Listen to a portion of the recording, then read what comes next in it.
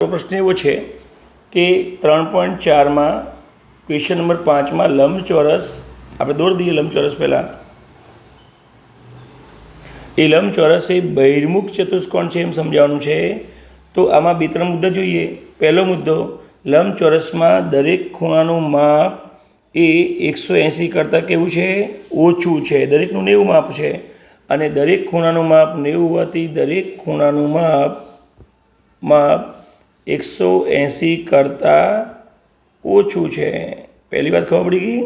એટલે 180 કરતાં ઓછું છે એ એનું એક ગુણ છે બહિર્મુખ ચતુષ્કોણનો। અને બીજો પોઈન્ટ છે કે બંને વિકર્ણો જે છે એ આ તમે જોઈ શકો, પહેલું વિકર્ણ અને એક બીજો વિકર્ણ, આ બંને વિકર્ણો એ અંદરના ભાગમાં જ છે। આમ અંદરના ભાગમાં જ છે, ક્યાંય બહિર્મુખ થતો મતલબ કે બહાર જતો નથી। એટલે વિકર્ણો અંદરના જ ભાગમાં છે, તો એના વિકર્ણો એ લંબચોરસના અંદરના ભાગમાં જ છે।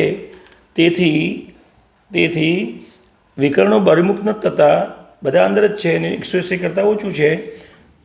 તેથી લંબચોરસ એ બહિર્મુખ